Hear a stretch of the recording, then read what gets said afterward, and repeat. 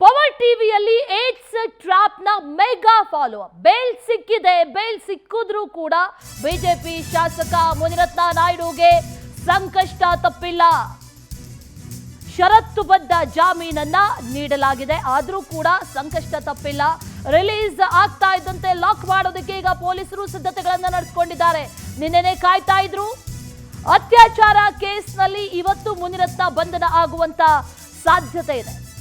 ಇವತ್ತು ಬೆಳಗ್ಗೆ 10 ಗಂಟೆಯ ಬಳಿಕ ವಶಕ್ಕೆ ಪಡೆಯುವಂತ ಸಾಧ್ಯತೆ ಇದೆ ಅನ್ನುವಂತ ಮಾಹಿತಿ ಲಭ್ಯವಾಗ್ತಾ ಇದೆ. ಅಟ್ರಾಸಿಟಿ ಕೇಸ್ನಲ್ಲಿ ಮುನಿರತ್ನಗೆ ಜಾಮೀನು ಮಂಜೂರಾಗಿದೆ, ಆದರೆ ಅತ್ಯಾಚಾರ ಕೇಸ್ನಲ್ಲಿ ಮತ್ತೆ ವಶಕ್ಕೆ ಪಡೆಯಲಿದ್ದಾರೆ ಪೊಲೀಸರು. ಪವರ್ ಟಿವಿ ವರದಿಯನ್ನ ಆಧರಿಸಿ ತನಿಖೆಯನ್ನ ನಡೆಸಿದ್ದಾರೆ ಪೊಲೀಸರು. ಈಗಾಗಲೇ 164 ಹೇಳಿಕೆಯನ್ನ ಕೂಡ ಇಬ್ಬರೂ ಸಂತ್ರಸ್ತೆಯರು ಕೂಡ ದಾಖಲಿಸಿಕೊಂಡಿದ್ದಾರೆ. ಇದು ಬಹಳ ದೊಡ್ಡ ಸಂಕಷ್ಟ ಆಗ್ತಾ ಇದೆ.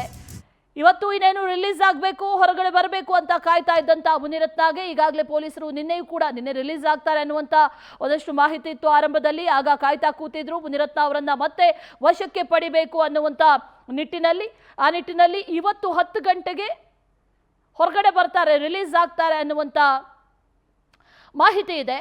ಆ ನಿಟ್ಟಿನಲ್ಲಿ ಮತ್ತೆ ಅರೆಸ್ಟ್ ಮಾಡೋದಕ್ಕೆ ಈಗ ಎಲ್ಲಾ ರೀತಿಯ ಸಿದ್ಧತೆಗಳನ್ನ ಕೂಡ ಈಗ ಪೊಲೀಸರು ನಡೆಸಿದ್ದಾರೆ ಅನ್ನುವಂತ ಮಾಹಿತಿ.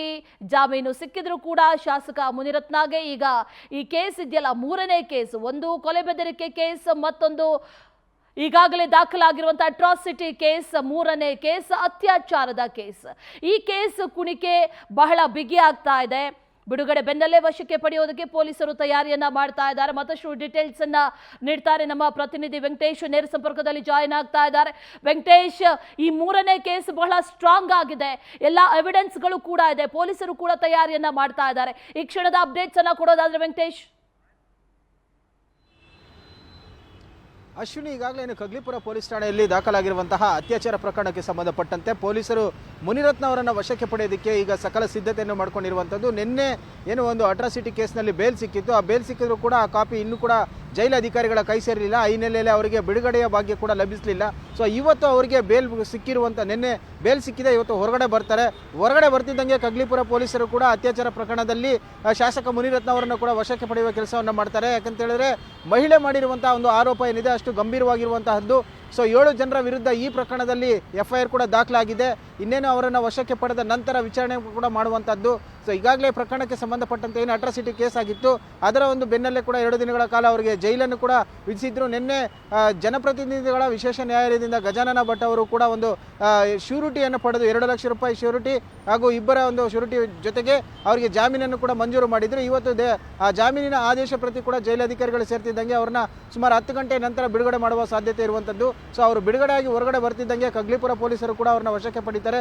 ನಿನ್ನೆ ಸುಮಾರು 4 ಗಂಟೆಗಳ ಕಾಲ ಅವರಿಗಾಗಿ ಕಾದು ನಿಂತಿದ್ರು, ಆದರೆ ಬೇಲ್ ಹಾಸಿದ್ರು ಕೂಡ ಅವರು ಹೊರಗೆ ಬರದ ಕಾರಣ ಬರಿಗೈಲಿ ವಾಪಸ್ ಆಗಬೇಕಾಗಿತ್ತು. ಇವತ್ತು ಅವ್ರನ್ನ ಬಹುತೇಕವಾಗಿ ವಶಕ್ಕೆ ಪಡೆಯುವ ಸಾಧ್ಯತೆ ಕೂಡ ಇರುವಂಥದ್ದು.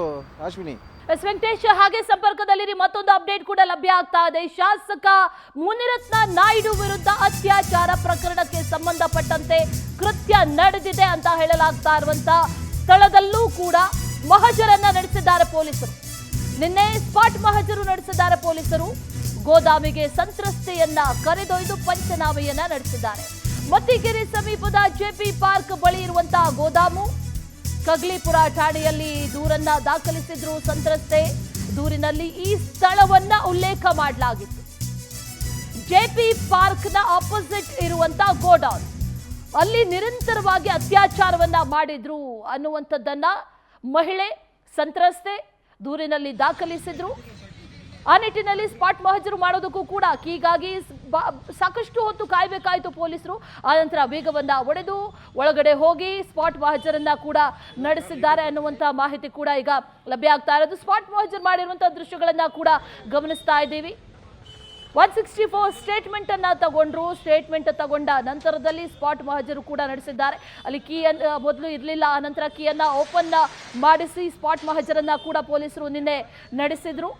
2020ರಿಂದ ಬೆದರಿಸಿ ಹೆದರಿಸಿ 2022ರವರೆಗೆ ನಿರಂತರವಾಗಿ ಅತ್ಯಾಚಾರವನ್ನ ಮಾಡಿದ್ದಾರೆ ಅನ್ನುವಂಥ ಆರೋಪ ಈಗ ಮುನಿರತ್ನ ವಿರುದ್ಧ ಕೇಳಿ ಬರ್ತಾ ಇರೋದು. ಮತ್ತಷ್ಟು ಡೀಟೇಲ್ಸ್ ಅನ್ನ ನಮ್ಮ ಪ್ರತಿನಿಧಿ ವೆಂಕಟೇಶ್ ನೀಡ್ತಾ ಹೋಗ್ತಾರೆ. ವೆಂಕಟೇಶ್, ನಿನ್ನೆ ಸ್ಪಾಟ್ ಮಹಜರನ್ನ ಕೂಡ ಮಾಡಿದ್ದಾರೆ, 164 ಸ್ಟೇಟ್ಮೆಂಟ್ ಅನ್ನ ಕೂಡ ತಗೊಂಡಿದ್ದಾರೆ. ಈಗಾಗಲೇ ಪೊಲೀಸರು ಸ್ಪಾಟ್ ಮಹಜರ ನಡೆಸುವಂತ ಸಂದರ್ಭದಲ್ಲೂ ಕೂಡ ಸಾಕಷ್ಟು ಹೊತ್ತು ಕಾಯ್ಬೇಕಾಯ್ತು ಪೊಲೀಸರು.